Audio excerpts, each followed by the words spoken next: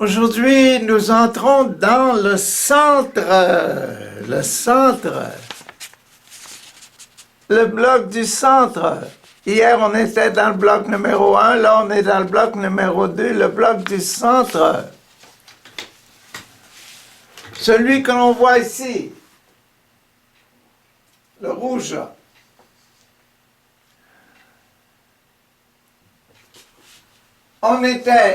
On a vu le premier de ces blocs, la première série de 7 petits passages sur le programme de Jésus, comment devenir enfant de Dieu en plénitude.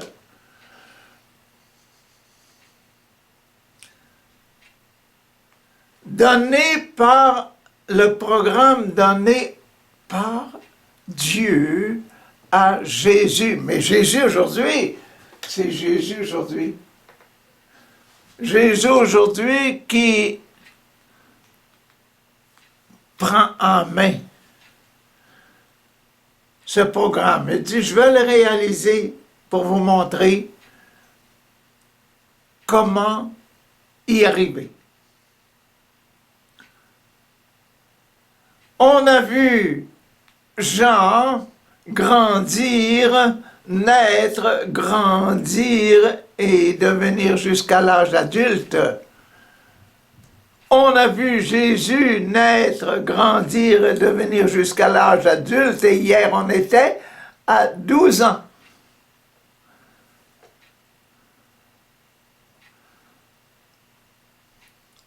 À 12 ans, le temps de prendre des décisions, le temps de rêver de devenir enfant de Dieu et le temps d'être encore sans nos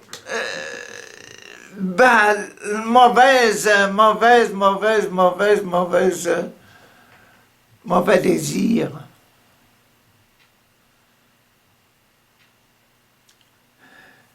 Aujourd'hui, on rentre dans le centre Jésus qui prend en charge maturité. La maturité. Dans le temps de la confirmation, je me confirme. Oh! Voici le premier passage. Jésus avait environ 30 ans. Ah! Donc, aujourd'hui, on commence le centre,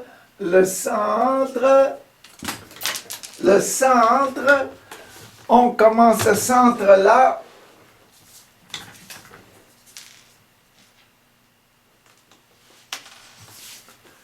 Le centre, la partie du centre. Jésus avait 30 ans.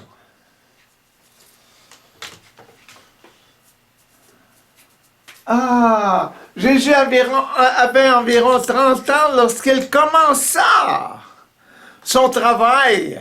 Ah, on est à l'heure du travail. Alors, on est à l'entrée de cette section-là. On est à l'heure du travail. N'oubliez pas qu'on a commencé ici, on s'en va jusqu'au bout du poignard. C'est comme si c'était la croix. Donc c'est Jésus que l'on prend là, puis sa maturité de chrétien enfant de Dieu, baptisé enfant de Dieu, commence là. Et qu'est-ce qu'il va faire comme étant un homme mature?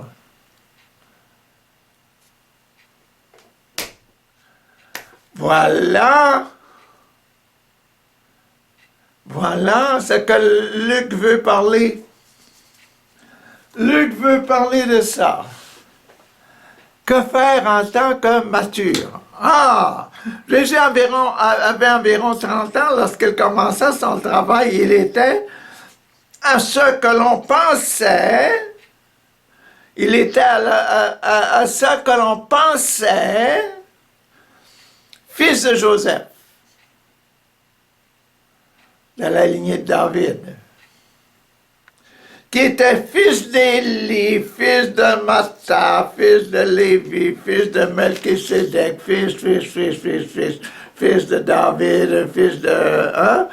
La fin, hein?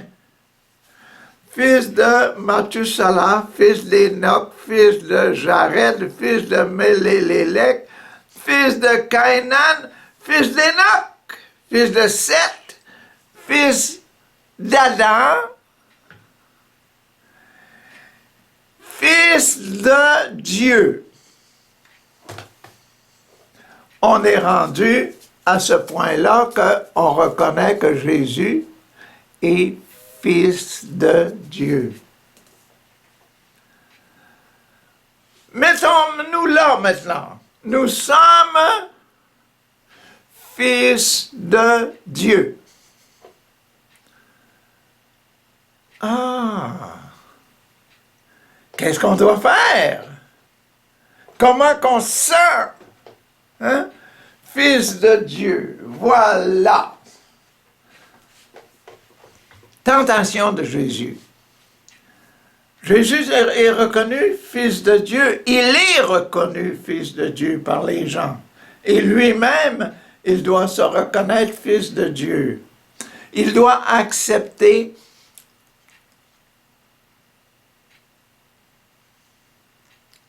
intégrer, absorber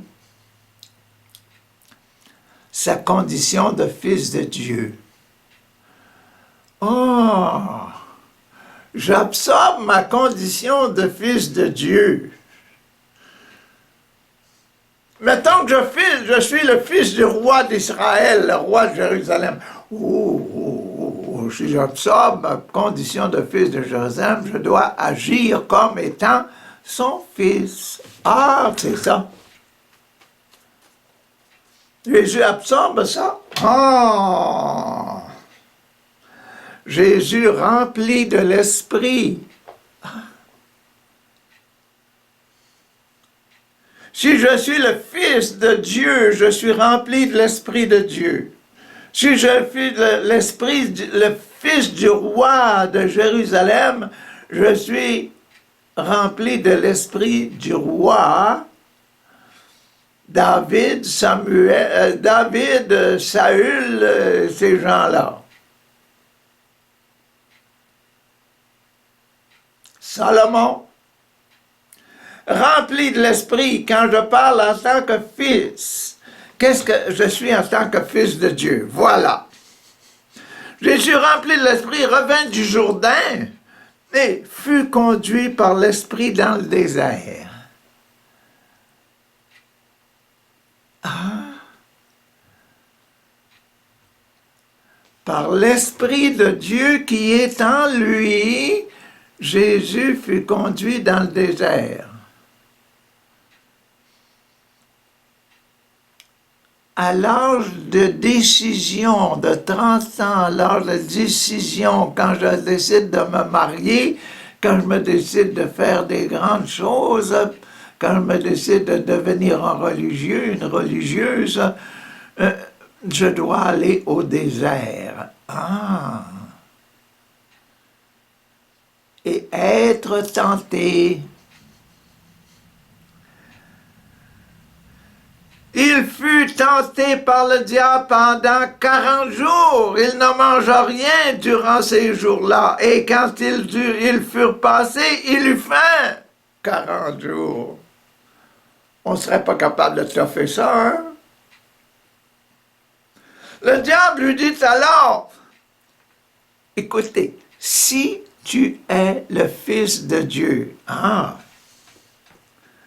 j'ai 30 ans, je prends les décisions, j'ai 20 ans, j'ai 7 ans, je prends la décision de devenir prêtre, je viens prendre la décision de devenir religieux, je prends la décision de me marier. Aïe, aïe, aïe, aïe, aïe.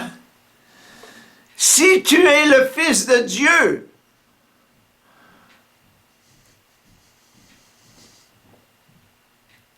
est-ce que c'est les questions, c'est vraiment les questions qu'on se pose? Habituellement, ceux qui sont appelés à des vocations de service de l'Église, oui, je crois qu'ils se posent la question. Mais je pense que nos questions sont assez superficielles, ne sont pas assez profondes. Ça m'a pris du temps et des années pour approfondir ma vocation. J'ai été tenté pendant des années et des années. Même après être missionnaire pendant quelques années, la grande tentation de quitter, de tout lâcher. Oh. C'est formidable, hein? Est-ce qu'on se pose vraiment la question à fond, à fond, à fond, si tu es le Fils de Dieu? Parce que c'est ça qui sauve. C'est cette grande question-là. Est-ce que tu es le Fils de Dieu? Est-ce que je suis la fille de Dieu? Qui nous sauve. C'est la grande question qui nous sauve. Bien, si on est le Fils de Dieu, on a des choses à faire. Mais imaginez-vous que Dieu, il sait que nous sommes ses enfants et il nous aime bien plus qu'on le pense.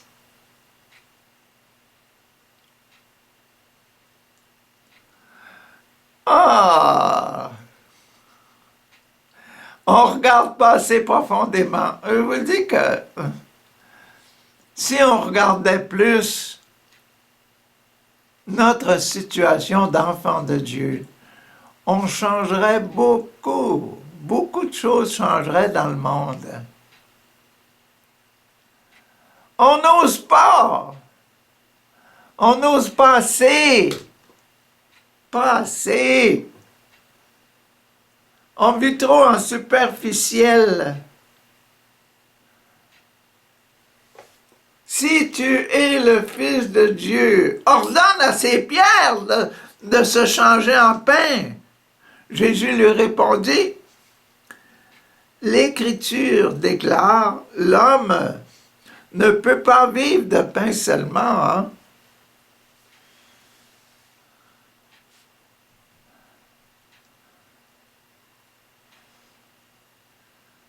Quand je dis que je suis un fils de Dieu, est-ce que c'est ma tranche de pain qui me change?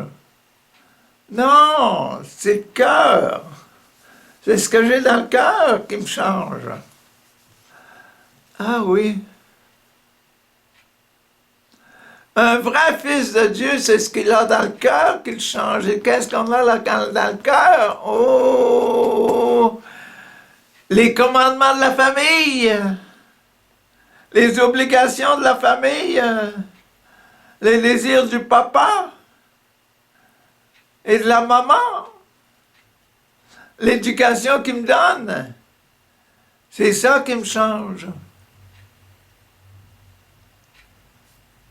L'homme ne vit pas seulement de pain, mais dans un autre évangéliste, il va dire, mais aussi de la parole qui sort de la bouche de Dieu. L'éducation que l'on reçoit.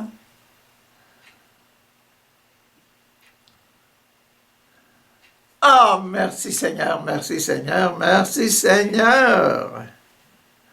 Ah, le diable n'a pas réussi. Le diable l'amenant plus haut. Il lui fit voir sur une montagne, il fit voir en lui en un instant tous les royaumes de la terre et lui dit, je te donnerai toute cette puissance et la richesse de ces royaumes. Tout cela m'a été remis. Et je peux le donner à qui je veux.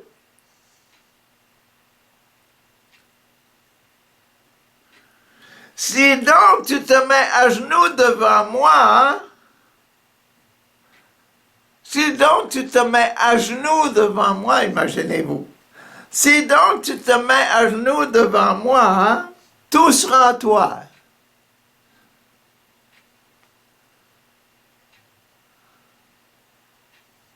Imaginez-vous que dans son cœur, Jésus dit, je suis le Fils de Dieu.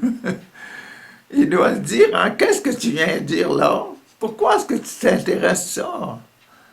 Pourquoi tu me poses cette question-là? Es-tu pas un peu zinc-zinc? Hein?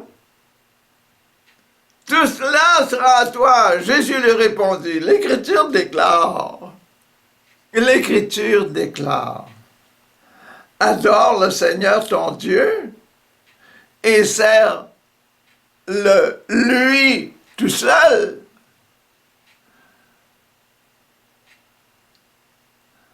Jésus se montre vraiment fils de Dieu, à qui appartiennent toutes ces richesses, qui a créé toutes ces richesses, créateur du ciel, de la terre, de toutes les êtres, toutes les choses visibles et invisibles. Et invisibles, imaginez-vous.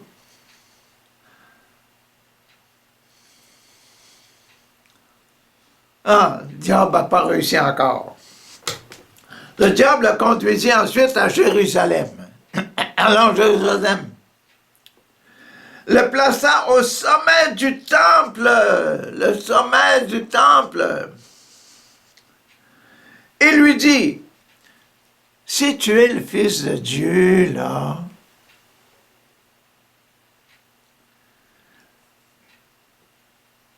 jette-toi d'ici en bas. Car l'Écriture déclare, Dieu ordonnera à ses anges de te garder, et encore, ils te porteront sur leurs mains pour que tu ne te blesses pas les pieds contre une pierre.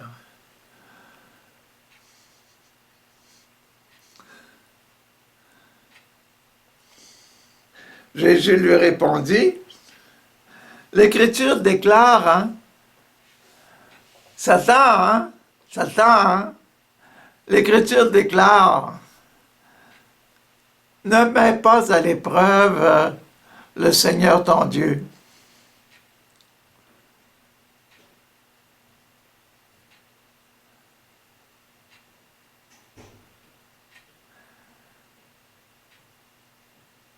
Fais pas des choses inutiles pour mettre ton Dieu à l'épreuve.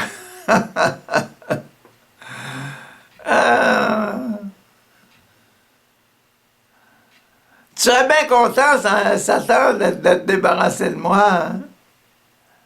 Mais mets pas, ne me dis pas, mets à l'épreuve ton Dieu, là. Essaye de l'éprouver. Essaye de le tester si vraiment si tu es le Fils, là. Essaye de tester si tu es Fils de Dieu. Qu'est-ce qu'on fait, nous autres?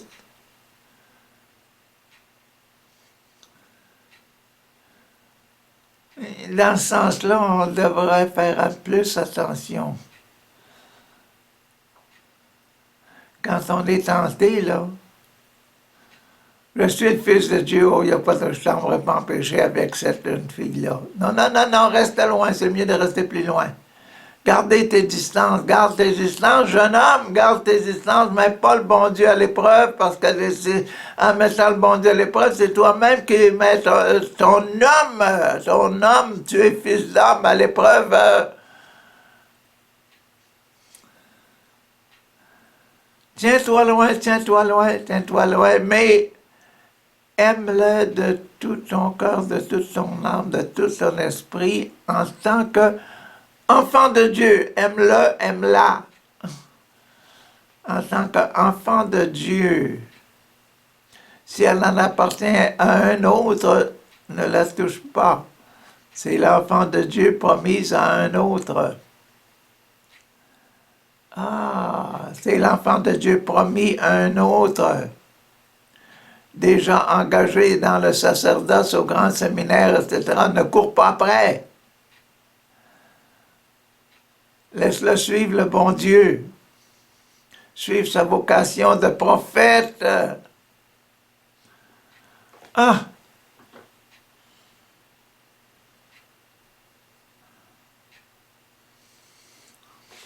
Ah, que c'est difficile la vie, hein? Ah. Après avoir achevé de tenter Jésus de toutes les manières possibles, le diable s'éloigna de lui jusqu'à une autre occasion.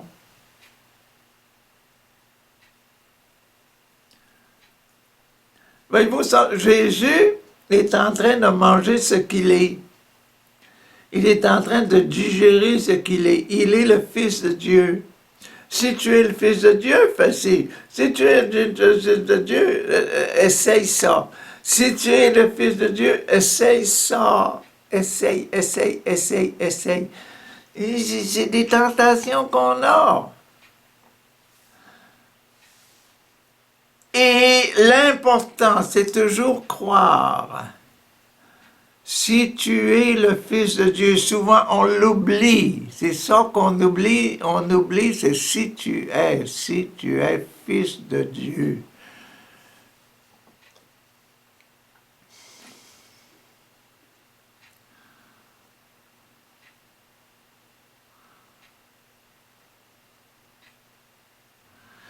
Si tu es Fils de Dieu, reçois le baptême. Si tu es le Fils de Dieu, va te réconcilier. Si tu es le Fils de Dieu, confirme-le que tu es Fils de Dieu. Si tu es un Fils de Dieu, va recevoir l'Eucharistie.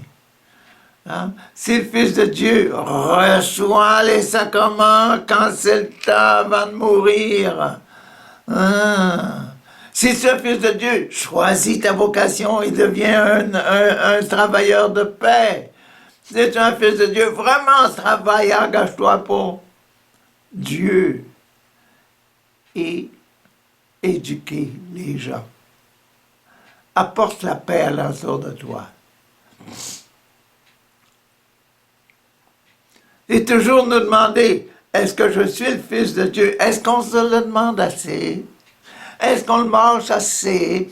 Est-ce qu'on le digère assez? Je suis pas sûr. Je suis loin, loin, loin d'être sûr qu'on digère ça. Même moi! Même moi! Quand je pêche, c'est parce que je n'ai pas assez digéré que j'étais l'enfant de Dieu.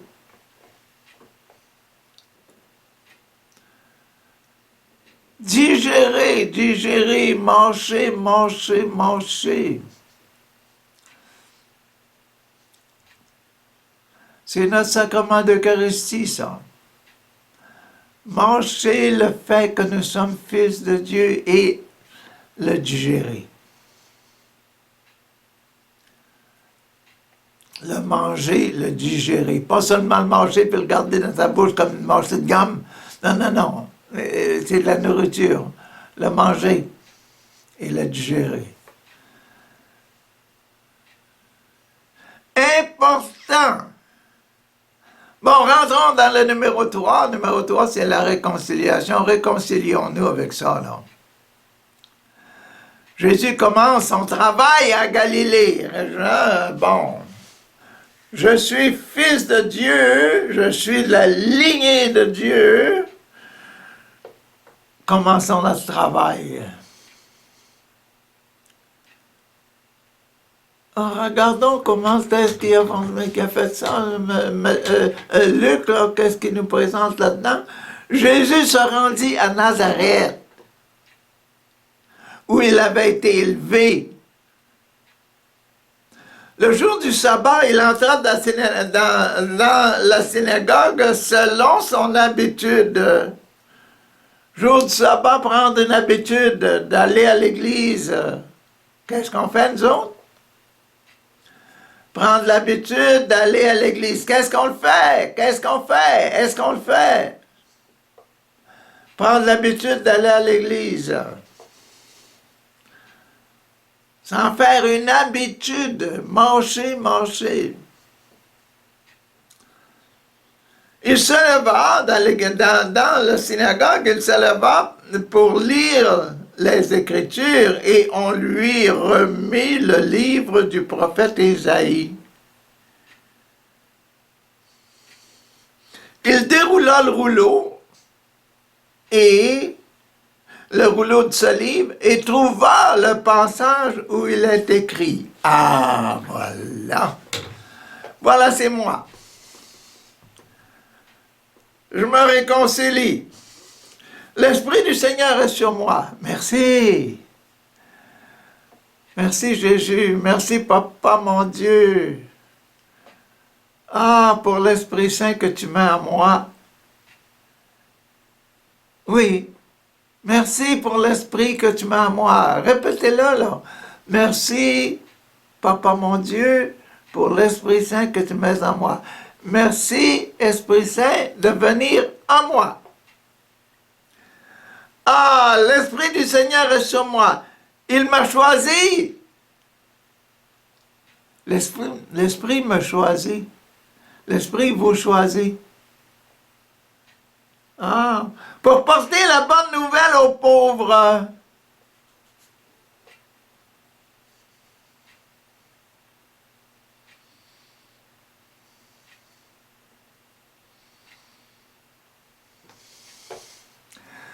Ah, quelle bonne nouvelle! Il m'a envoyé pour proclamer la délivrance aux prisonniers, délivrer les prisonniers, ceux qui avaient des problèmes, là, ça m'en parler. Vos enfants à la maison qui ont des petits problèmes, qui ont leurs petits problèmes, disent « Papa, j'ai fait, papa, il me manque un bic là, hein? Papa, j'ai besoin d'un cahier, j'ai besoin de tel livre, j'ai besoin de mon computer, j'ai besoin de ci, j'ai besoin de ça. »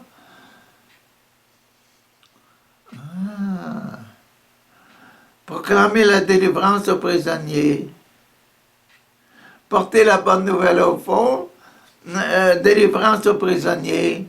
T'es prisonnier de l'argent, maman va t'en donner de l'argent, tu vas l'avoir ton computer, tu vas l'avoir ton papier, tu vas l'avoir ton crayon pour écrire, ton stylo, ton efface, tu vas l'avoir ton habit de sport. Ah. Si je suis ton papa, je dois faire quelque chose. Dans l'esprit de Dieu, Dieu est attaché à nous. On y pense pas assez. Dieu est attaché à nous en ça qu'il est important de faire. Si je demande à mon Dieu, je dis, papa, je voudrais aller voler la banque, là, bon, empêche les policiers de venir. On dit, écoute, c'est pas ma volonté, dit papa.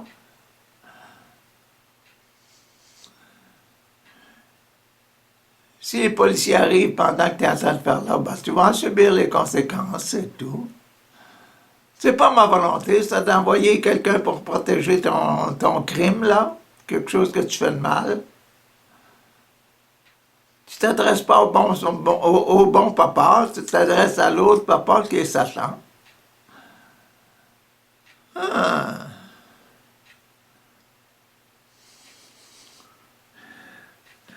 Ah. Le don de la vue, tu m'as choisi pour apporter la bonne nouvelle aux pauvres, m'as envoyé pour proclamer la délivrance et le don de la vue aux aveugles, tu m'as donné le droit, le pouvoir de donner la vue aux aveugles.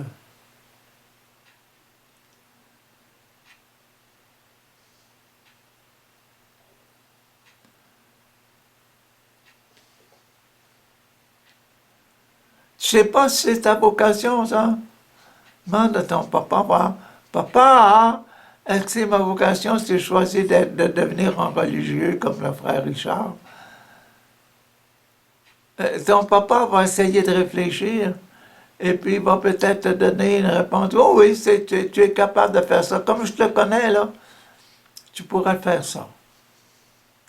Papa, c'est ma vocation de devenir une religieuse. Maman, c'est une good. Pour moi, c'est bon pour moi de devenir religieuse, là.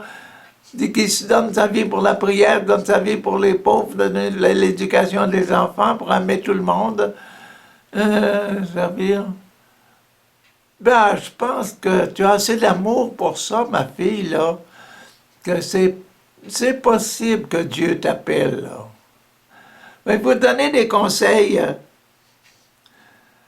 permettre à la jeune fille, permettre au jeune homme de voir clair dans leur vie, de voir plus clair.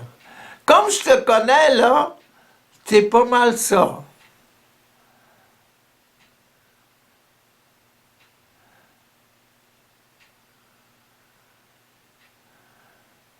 Papa, j'ai fait une mauvaise action, là. Est-ce que c'est possible de me... Ben oui, c'est possible. Va, confesse.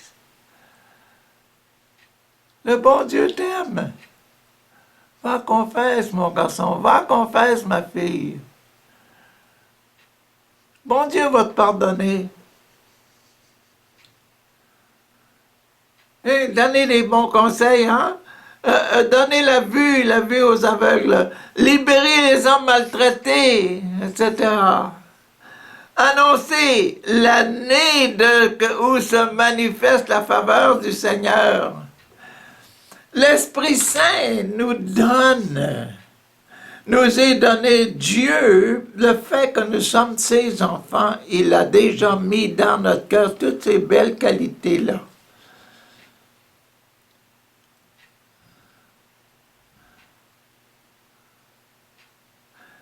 Et remarquez bien, dans ce que je viens juste de dire, là, le papa et la maman sont les agents, sont déjà des remplis de l'esprit qui nous aident à réaliser ça dans nos vies, voir plus clair. Donc les dons du Saint-Esprit, on les a, tout le monde en a, en quantité, en quantité, en quantité. Mais on n'y croit pas assez.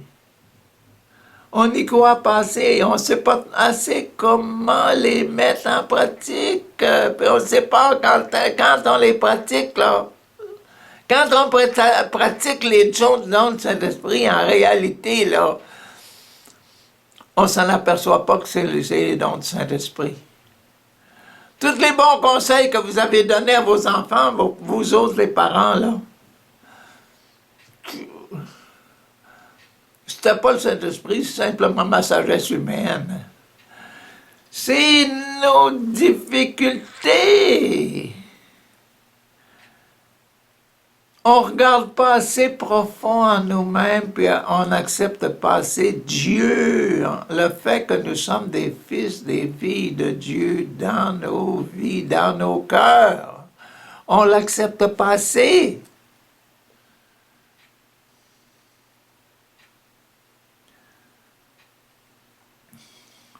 On a tous des dons en quantité, en quantité. L'Esprit Saint est sur nous. Il faut l'accepter. Puis Jésus roula le livre, le rendit au serviteur et s'assit. Toutes les personnes présentes dans la synagogue fixaient les yeux sur lui. Alors il s'est mis à leur dire, ah, ce passage de l'Écriture, là, ce passage-là, c'est réalisé aujourd'hui au moment même où vous l'avez entendu lire.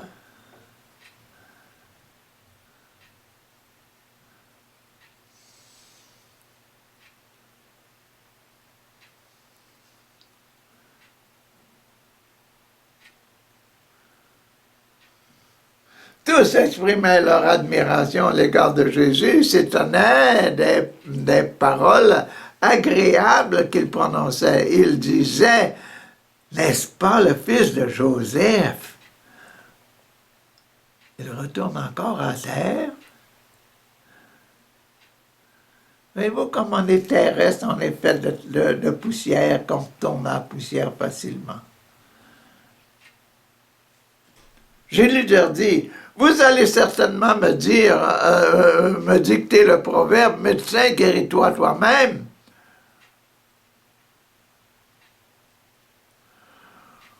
Vous me direz aussi, nous avons appris tout ce que tu as fait à Capernaum, accompli les mêmes choses ici dans ta propre ville, hein?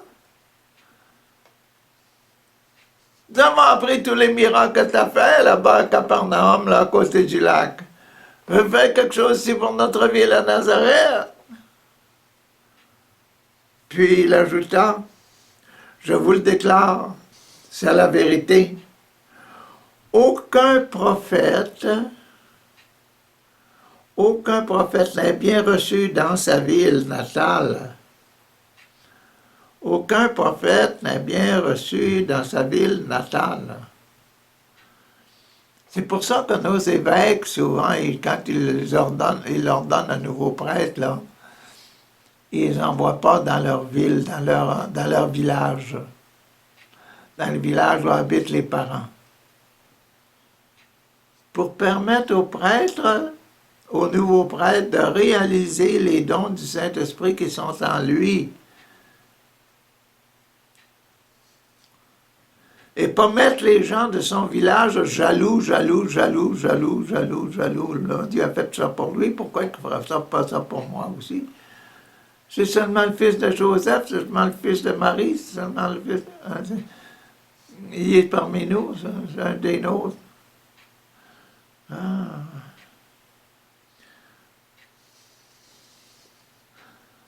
Aucun prophète n'est bien reçu dans sa ville natale. Je vous l'affirme, il est certain qu'il y avait beaucoup de veuves en Israël à l'époque d'Élie. Lorsque la pluie ne tomba pas pendant 3 ans et demi et qu'une grande famine s'étendit sur tout le pays. Pourtant, Dieu envoya Élie chez aucune d'elles.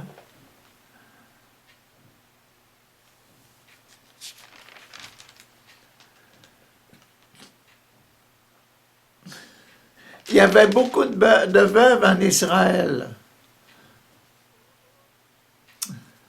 Dieu n'envoya Élie à aucune d'elles, mais seulement à une veuve qui vivait à Sarepta dans la région du Sidon, loin, une étrangère.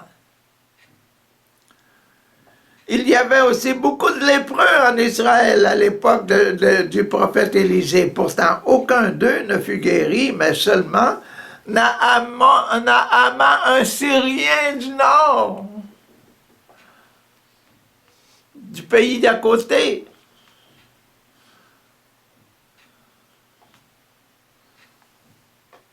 Tous dans la synagogue furent remplis de colère. Ah, mon sacré Jésus. Un des nôtres, puis tu parles comme ça de nous autres.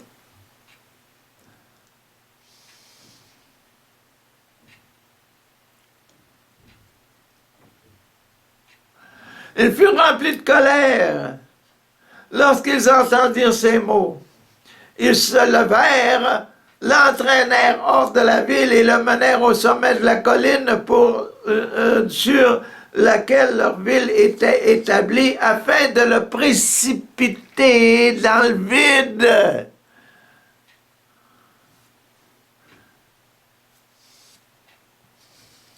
Mais Jésus passa au milieu d'eux et s'en alla.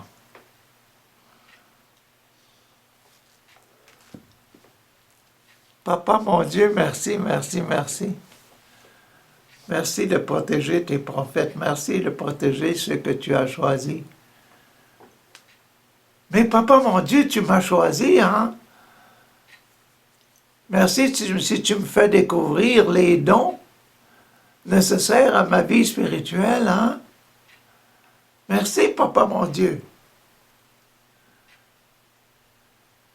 Écoute, je suis ton enfant, papa. Je suis ta fille, je suis ton fils. Ah! Je veux mettre en esprit, mettre en action l'Esprit Saint que tu m'as fait découvrir aujourd'hui en moi, qui existe en moi. Parce que je suis. maintenant capable de prendre décision pour toi et pour le peuple de tes enfants.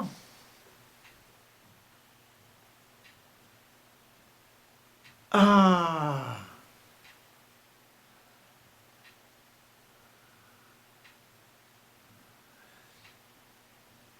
Demain, on va passer dans la confirmation. Aujourd'hui, on est seulement dans la réconciliation. On a vu le baptême, on a vu l'Eucharistie, on a vu la réconciliation. Demain, on va passer dans la confirmation, l'extrême-onction, l'ordre et le mariage. Ah, bonne journée.